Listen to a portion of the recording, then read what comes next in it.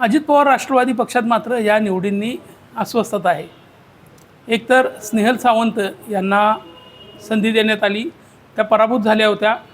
त्यांना संधी देऊन पक्षाने तिथली जी वाताहत झाली होती ती सावरण्याचा प्रयत्न केला, हे मान्य करता येऊ शकते. मात्र अशोक मासाळे यांचं नाव अचानक आल्यामुळे राष्ट्रवादीमध्ये खळबळ माजलेली आहे. विशेष करून मोइनुद्दीन बागवान यांच्या बाबतीत अनेक नेत्यांचा रोष दिसून आलेला आहे. आपल्याला ही निवड करताना बहुतांश नगरसेवकांचा याबद्दलचा पाठिंबा होता, अशी भगवान यांची आत्ता भूमिका आहे. मात्र या निवडी झाल्या कशा आणि कुणाला ह्या सगळ्या समजावून सांगितल्या गेल्या आणि कसं काय निवड झाली याबद्दल अस्वस्थ झालेले राष्ट्रवादीचे नेते आता ही तक्रार घेऊन आपल्या नेत्यांच्याकडे आणि उपमुख्यमंत्री सुनेत्रा पवार यांच्याकडे जाण्याची शक्यता आहे. नमस्कार, मी शिवराज काटकर, तरुण भारतमध्ये आपले स्वागत आहे. प्रचंड प्रतीक्षा असलेली महापालिकेची स्वीकृत नगरसेवकांची निवड आज पार पडली. आता तुम्ही जेव्हा माझे हे पॉडकास्ट ऐकत आहात त्यावेळेला माझ्या मागे त्या जल्लोषाचा आणि निवडीचे व्हिडिओ आपण पाहत असाल. अनेकांची स्वप्न होती की या शहरात महापालिकेच्या स्वीकृत नगरसेवकपदी आपली निवड व्हावी आणि त्या निवडी होताना जी गणितं घातली गेली ती लक्षात घेतली तर सत्ताधारी भाजप, काँग्रेस विरोधी आणि अजित पवार राष्ट्रवादीने योग्य संधी साधत आपल्या काही मंडळींना सभागृहात पाठवलेलं आहे. सगळ्यात पहिला भाजपचा जर विचार केला तर आपल्याला लक्षात येईल की भाजपकडे 4 नगरसेवक पाठवण्याचे संख्याबळ होते. त्यानुसार त्यांचे 4 सदस्य या सभागृहात गेलेले आहेत. पहिले सदस्य आहेत डॉक्टर पंकज म्हेत्रे, हे जनसुराज्य शक्तीचे नेते समित कदम यांचे समर्थक मिरजेतील आहेत, ज्यांच्या बाबतीत आत्ता सध्या जी निवड आहे त्यामुळे भाजपमध्ये खळबळ माजलेली आहे. समित कदम यांना या निवडीमध्ये प्राधान्य मिळणार हे दिसत होतं. त्याचं कारणही होतं ते मुख्यमंत्र्यांच्या निकटवर्ती आहेत आणि याचा परिणाम म्हणजे मुख्यमंत्र्यांच्या या निकटवर्ती व्यक्तीला त्याच्या कार्यकर्त्याला प्रतिसाद मिळाल्यामुळे मिळालेल्या आत्ताच्या माहितीनुसार माजी पालकमंत्री आणि आमदार सुरेशभाऊ खाडे यांनी भाजपचे मंत्री चंद्रशेखर बावनकुळे यांच्या कार्यक्रमातून काढता पाय घेतलेला आहे. सुरेशभाऊ अशा आधीमध्ये चिडतात, पुन्हा सहभागी होतात. मंत्र्यांच्या दौऱ्यातून बाहेर जाणं हा त्यांचा निषेधाचा एक नेहमीच भाग राहिलेला आहे. यापूर्वीही रवींद्र चव्हाण यांच्या दौऱ्यातून ते बाहेर गेले होते. आता माजी प्रदेशाध्यक्ष बावनकुळेंच्या दौऱ्यातून ते बाहेर गेले असे सांगितले जात आहे. पुन्हा ते कदाचित थोड्या वेळानं राग शांत झाल्यानंतर सामील होतील. पण हा एक नवीन भाग पाहायला मिळालेला आहे भाजपच्या याच्यामध्ये. या निवडीमध्ये भाजपच्या लक्षात घेतलं तर चंद्रकांत दादा पाटील पालकमंत्री यांनी भाजपच्या या निवडीवर आपली पकड मजबूत ठेवलेली आहे. त्याचबरोबरीने आपल्याला आवश्यक आहे त्या पद्धतीने इथे मूठ बांधण्याचा प्रयत्न केलेला आहे. आमदार सुधीरदादा गाडगीळ यांचे समर्थक असणारे कट्टर कार्यकर्ते विश्वजित पाटील यांना त्या ठिकाणी त्यांनी संधी दिली. त्याच वेळेला केदार खाडीलकर हे पालकमंत्र्यांच्या कोट्यातून सामील झालेले आहेत, नगरसेवक झालेले आहेत. गावभागातील ब्राह्मण समाजाला त्यानिमित्ताने भाजपने पुन्हा एकदा आपला स्वतःचा नगरसेवक देऊन आपल्याला वर्षानुवर्ष साथ देणाऱ्या मतदारांना खुश करण्याचा प्रयत्न केलेला आहे. त्यानंतर संजय नगर भागातील धनगर समाजाच्या नेतृत्वापैकी एक असणाऱ्या दरिबा बंडगर हे शेखर इनामदार यांचे समर्थक, त्यांना नगरसेवक करून चंद्रकांत दादांनी एक संदेश दिलेला आहे. ज्या संजय नगर आणि अभयनगर भागामध्ये भाजपची पिछेहाट झाली होती, उमेदवारी देताना काही चुका झाल्या होत्या, त्याचा परिणाम त्यांना त्या भागात सोसावा लागला. जो मतदार त्यांचा हक्काचा आहे, विधानसभा निवडणुकांमध्ये जो प्रभावी ठरत आलेला आहे, त्या ठिकाणी बसलेला फटका त्या ठिकाणी सावरण्याचा प्रयत्न. याचा अर्थ गावभाग इथला ब्राह्मण समाज आणि संजय नगरचा धनगर समाज यांना सांधण्याची किमया दादांनी करून या शहरामध्ये आपलं लक्ष किती आहे हे दाखवून दिलेलं आहे. त्याच वेळेला आमदार सुधीरदादा गाडगीळ यांना अपेक्षित असणाऱ्या त्यांच्या अगदी निकटवर्तीयाला सभागृहात पाठवून त्यांनी एक समतोल या शहरामध्ये साधलेला आहे. मिरज शहरामध्ये त्यांनी डॉक्टर पंकज म्हेत्रे हे माजी नगरसेवकांचे पुत्र आहेत आणि समित कदम यांचे समर्थक आहेत. त्यांना देऊन एक वेगळी युती साधण्याचा प्रयत्न केलेला आहे. त्यामुळे मुख्यमंत्र्यांच्यापासून स्थानिक आमदारांच्यापर्यंत सगळ्यांना त्यांनी खुश करण्याचा प्रयत्न केलेला आहे.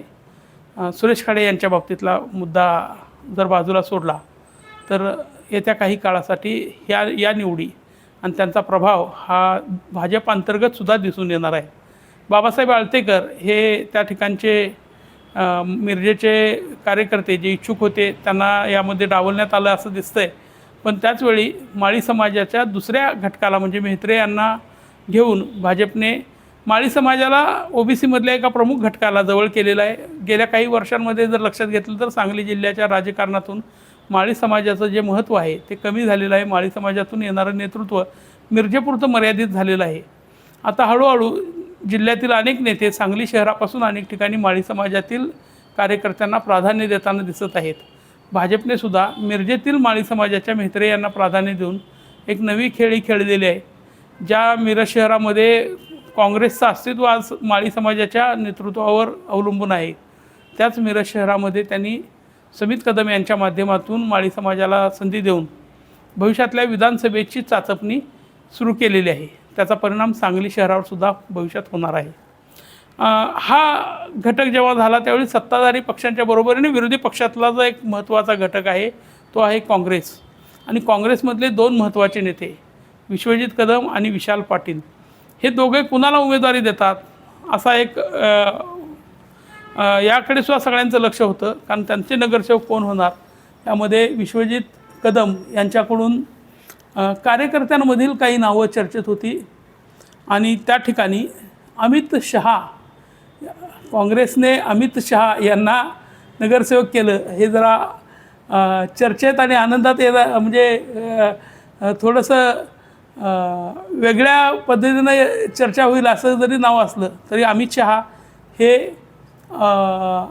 ते अमित शहा नाहीत गुजरातचे, तर ते हे विश्वजित कदम यांचे जुने सहकारी आहेत.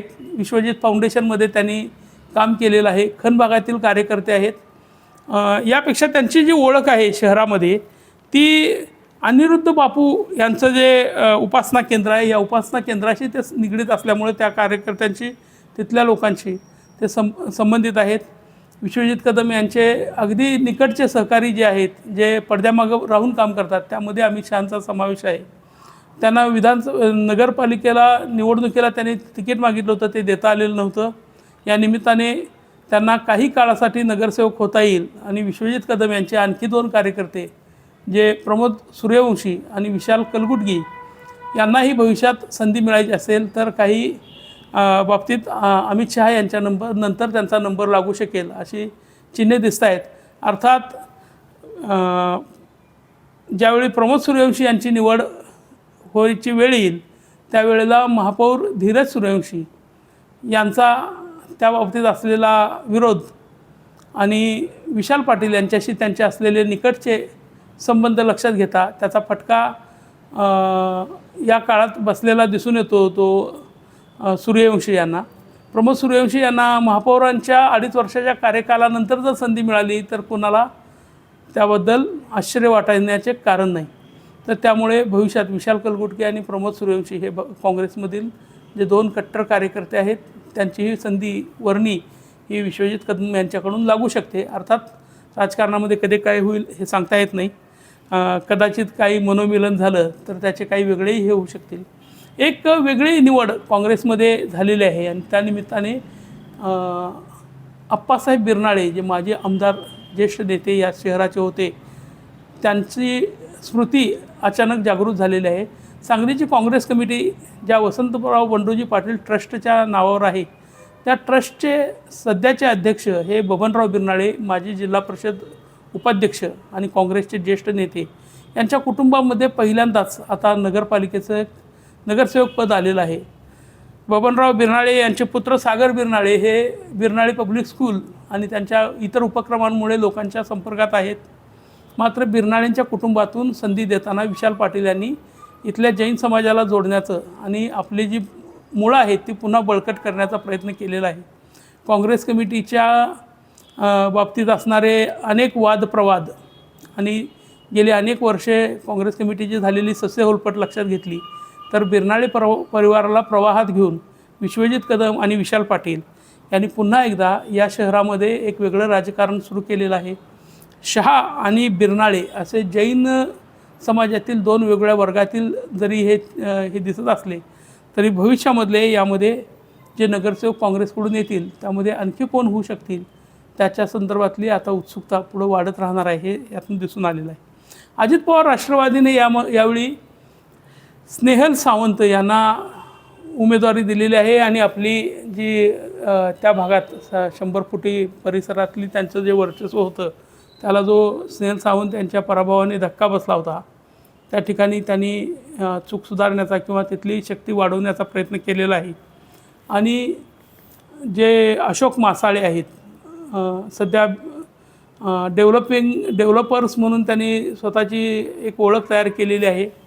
अजित पवार राष्ट्रवादीमध्ये कार्यकर्त्यांची असणारी कमतरता लक्षात घेता आणि सर्वच नेत्यांचा हा बाहेरील संपर्क म्हणजे जनतेशी संपर्क हा कमी असताना सांगली शहरातील दोन्ही व्यक्तींना ज्यांचा वेगळ्या प्रकारे वेगळ्या घटकांशी संबंध आहे अशा व्यक्तींना संधी देऊन अजित पवार राष्ट्रवादीने एक वेगळा प्रयत्न केलेला आहे. आता हा कोटा कुणाचा हा चर्चेचा विषय राहील की कुणाच्या कोट्यातनं हे नगरसेवक झाले. कदाचित हीच परिस्थिती नगरसेवक मिरजेतून एक कॉप्ट नगरसेवक झाला असता तर तो इद्रिस नायकोडे यांच्याशी संबंधित असता असं झालं असतं. मात्र काही ठिकाणी इद्रिस नायकोडे यांना असलेला विरोध त्या ठिकाणचे इतर नेत्यांना संधी देण्याचा आणि तिथला जो बॅकलॉग आहे तो भरून काढण्याचा प्रयत्न अजित पवार राष्ट्रवादीला करायचा आहे तो त्यासाठी भविष्यात त्यांना ती संधी मिळू शकेल अशी ही चिन्ह या निवडीतून दिसत आहेत. शहरामधल्या सांगली, मिरज आणि कुपवाड या तिन्ही शहरामधल्या या ज्या निवडी आहेत याचा जर विचार केला तर एक मिरजेचा नगरसेवक सोडला तर बाकी सगळे नगरसेवक हे सांगली शहराशी संबंधित आहेत. दुसरा एक विचार करण्यासारखी गोष्ट आहे की सांगली शहरामध्ये आमदार गाडगीळ यांना स्थान मिळालं. शिवप्रतिष्ठानकडून अंकुश जाधव यांच्यासाठी आग्रह होता असं समजलं जातं. मात्र तो पक्षामार्फत अधिकृतरित्या आला असता तर त्याला संधी मिळाली असती असं म्हटलं जातं. अर्थात या गावभागामध्ये त्यांना केदार खाडीलकर यांना अन्न हे पक्षासाठी आवश्यक असल्यानं त्या ठिकाणी गावभागातीलच दुसरा व्यक्ती पुन्हा नगरसेवक पदासाठी आणणं भाजपला अडचणीचं होतं. भाजपच्या आमदार गाडगिळांच्या कोट्यातून सुजित राऊत यांचंही नाव चर्चेत होतं. मात्र एकाच वेळी दोन कट्टर निष्ठावंतांना संधी मिळणं शक्य नव्हतं. एका म्यानात एकच तलवार त्याप्रमाणे पहिली संधी ही आता यशवंतनगरला मिळाली. भविष्यात ती खणबागात येऊ शकते कारण गाडगिळांचा कट्टर समर्थक म्हणून सुजित राऊत यांनाही मानलं जातं आणि त्यांची जी डावललेली आत्ताची संधी आहे ती भविष्यात त्यांना मिळते का हा एक बघण्यासारखा विषय असेल. या निवडीमध्ये काही गोष्टींचा एक विचार करणं गरजेचं आहे. त्यातला एक महत्त्वाचा मुद्दा जो आहे की निवडणुकीच्या आधी इच्छुकांची बहुगर्दी लक्षात घेऊन अनेकांना नेत्यांनी माघार घ्यायला लावून कॉप्ट करण्याचे आणखी काही शब्द दिले होते. कॉप्ट झाल्यानंतर आणि काही करू, शिक्षण मंडळात पाठवू, बाकी ठिकाणी पाठवू. आता त्यानंतर आमदार सुधीरदादांनी सांगितलं की जे नगरपालिकेला पराभूत झाले त्यांना पुन्हा संधी मिळणार नाही. पण असं असताना सांगली शहरात काही प्रभावी घटक जे यावर वॉच ठेवून होते महापालिका क्षेत्रातले, जसं की आळतेकरांचा मिरजेतला विषय होता तसा संजय नगरातून मनोज सरगर, गावभागातून पृथ्वीराज पवार, त्यानंतर कुपवाडमधून प्रकाश ढंग जिल्हाध्यक्ष, गावभागातूनच शिवप्रतिष्ठानचे राहुल बोळाज आणि अंकुश जाधव, शिवाय सांगलवाडीतून माजी आमदार दिनकर पाटलांचे पुत्र अजिंक्य पाटील, हे सगळे यावेळी डावलले गेले. अर्थात संधी कमी लोकांना मिळणार होती, आकडा छोटा होता, त्यामुळे ज्या लोकांना संधी देणं आवश्यक होतं किंवा शक्य होतं त्यांना त्या पक्षाने दिल्या.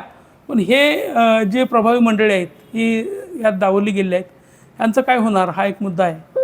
जसं आपण काँग्रेसचा विचार केला, काँग्रेसच्या कार्यकर्त्यांचा, तसाच या कार्यकर्त्यांचा आहे. आणि यांच्यापेक्षाही आम्ही पक्षाचे कट्टर आहोत, निष्ठावंत आहोत असं म्हणणारा एक जुना वर्ग आहे. त्यांच्यापैकी तर यात चर्चेतसुद्धा कोणी नाही आहे. त्यांनाही वाटत होतं की 30 वर्ष, 40 वर्ष, 50 वर्ष आपण काम केलं, आपला पक्षाने विचार करावा. एवढ्या सगळ्या मंडळींना संधी देता येत नाही.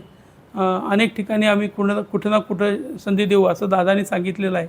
दादांचे घरोघरी गावोगावी दौरे सुरू असतात, तसे आता यानंतरही सुरू राहतील. त्यावेळेला या कार्यकर्त्यांना ते काय शब्द देणार आहेत आणि त्यांना कुठं कुठं बसवणार आहेत हे सुद्धा बघावं लागेल. आणि सगळ्यात महत्त्वाचं, आत्ता ज्या मंडळींची नावं घेतली, या मंडळींचं भविष्यातलं राजकारणातलं वाटचाल कशी असेल ही सुद्धा चर्चा करण्यासारखी आणि विचार करण्यासारखी गोष्ट आहे. अजित पवार राष्ट्रवादी पक्षात मात्र या निवडींनी अस्वस्थता आहे. एकतर स्नेहल सावंत यांना संधी देण्यात आली, त्या पराभूत झाल्या होत्या. त्यांना संधी देऊन पक्षाने तिथली जी वाताहत झाली होती ती सावरण्याचा प्रयत्न केला, हे मान्य करता येऊ शकते. मात्र अशोक मासाळे यांचं नाव अचानक आल्यामुळे राष्ट्रवादीमध्ये खळबळ माजलेली आहे. विशेष करून मोइनुद्दीन बागवान यांच्या बाबतीत अनेक नेत्यांचा रोष दिसून आलेला आहे. आपल्याला ही निवड करताना बहुतांश नगरसेवकांचा याबद्दलचा पाठिंबा होता अशी बागवान यांची आत्ता भूमिका आहे. मात्र या निवडी झाल्या कशा आणि कुणाला ह्या सगळ्या समजावून सांगितल्या गेल्या आणि कसं काय निवड झाली याबद्दल अस्वस्थ झालेले राष्ट्रवादीचे नेते आता ही तक्रार घेऊन आपल्या नेत्यांच्याकडे आणि उपमुख्यमंत्री सुनेत्रा पवार यांच्याकडे जाण्याची शक्यता आहे. याचा फटका मोइनुद्दीन बागवान यांना बसतो की या नेत्यांचं काय ऐकून घेतलं जात नाही हे लवकरच कळेल. पण एक लक्षात घेतलं पाहिजे की जयंतराव पाटलांच्या राष्ट्रवादीमध्ये जशा पद्धतीची कुरघोडीची राजकारणं चालायचे तशाच पद्धतीचं राजकारण याच ठिकाणी सुद्धा सुरू झालेलं दिसून आलेलं आहे. अजित पवार राष्ट्रवादीची सध्याची स्थिती लक्षात घेतली तर नेतृत्वाची इथं कमतरता आहे. जिल्ह्याला एक छत्री एक खांबी असं नेतृत्व नाही आहे. महापालिकेला वेगळी भूमिका आहे, जिल्हा परिषदेला वेगळी भूमिका आहे आणि तशा अवस्थेत यामध्ये झालेली ही स्थिती, अशोक मासाळे हे कार्यकर्ते म्हणून किंवा कार्यकर्त्यांच्यामधून पुढे जाऊन आर्थिकदृष्ट्या सक्षम झालेले विकासक म्हणून पुढे येत असले तरी पक्षाचे म्हणून काही निर्णय होणे अपेक्षित असते ते मात्र झाले नाहीत. याचा राग या अजित पवार राष्ट्रवादीच्या निवडीतून भविष्यात दिसून आला तर आश्चर्य वाटण्याचे कारण नाही. भाजपने आपल्या मतांच्या घटकांना जपण्याचा प्रयत्न केला, जसा ब्राह्मण समाजाला केला प्रभाग क्रमांक 5 मिरजेतला आणि संजय नगरचा प्रभाग 11 या ठिकाणी भाजपने महाविकास आघाडीचे जे आव्हान निर्माण झाले होते त्या ठिकाणी आपल्या माणसांना संधी दिली. त्याच पद्धतीने गावभागाचा प्रभाग 14 जो ब्राह्मण समाजाचं वर्चस्व या भागात आहे आणि एकूणच इतर समाजसुद्धा हा भाजपचा तिथला समर्थक राहिलेला आहे, त्या भागातल्या लोकांना भाजपने स्वतःचा एक हक्काचा तिथे उपलब्ध असणारा आणि लोकांच्यामध्ये असणारा कार्यकर्ता म्हणून केदार खाडीलकर यांना संधी दिलेली आहे. काँग्रेसला मात्र यावेळी मुस्लिम समाजाला कुठेही संधी देता आली नाही, हा एक मुद्दा चर्चेला येतो आहे आणि मुस्लिम समाजानं त्याबद्दल नाराजीसुद्धा व्यक्त केलेली आहे. गेल्या काही दिवसांमध्ये काँग्रेसवर मुस्लिम धार्जिना असल्याचा होणारा आरोप आणि शहरामध्ये वेगवेगळ्या ठिकाणी सुरू असणारे हिंदू संमेलनं, त्यामध्ये होणारी चर्चा, या सगळ्याच्या पार्श्वभूमीवर मुस्लिम समाजाला आता संधी न मिळणे हे काँग्रेसचं आत्ताची मजबुरी आहे हे लक्षात येतं आहे. भविष्यात कदाचित यामध्ये काँग्रेस आणखी काही बदल करते का हे बघावं लागेल. किमान 1 वर्ष काँग्रेसच्या स्वीकृत नगरसेवकांना संधी आहे. त्यातील सागर बिरनाळे यांची कारकीर्द ही अधिकच्या काळाची असू शकते. अमित शहा यांच्या बाबतीतसुद्धा त्यांच्या विश्वजित कदम यांच्या निकटवर्ती यांना अधिकची संधी द्यायची असल्यामुळे ते तिथं कसे हाताळतात याच्यावर लक्ष द्यावं लागेल. आणि आतापर्यंत मुस्लिम समाजाला काँग्रेसने ज्या पद्धतीनं सांभाळलं त्या पद्धतीनं यापुढे सांभाळलं जाते का हा एक मुद्दा आहे. दुसरा असा आहे की मुस्लिम समाजातील काही नेते हे जयश्रीताई पाटील यांच्यासोबत भाजपमध्ये गेल्यानंतर काँग्रेसमध्ये एक जी सैरभैर अवस्था आहे त्यातून ते सावरले नसल्यामुळे काँग्रेसच्या मुस्लिम नेत्यांचा आवाज हा सध्या थोडा कमी झालेला दिसून येतो, कमजोर झालेला दिसून येतो आहे. त्याचा परिणाम या निवडींमध्ये दिसून येतो आणि काँग्रेसला जे आवश्यक होतं त्या घटकांना त्यांनी संधी देऊन आत्ताची जी पुढच्या 3 वर्ष जरी काही फार मोठ्या निवडणुका नाहीत त्याची संधी घेत जी निवडी केलेल्या आहेत त्याच्यावरून भविष्यात या निवडी कशा पद्धतीने त्या हाताळत आहेत हे लक्षात येईल.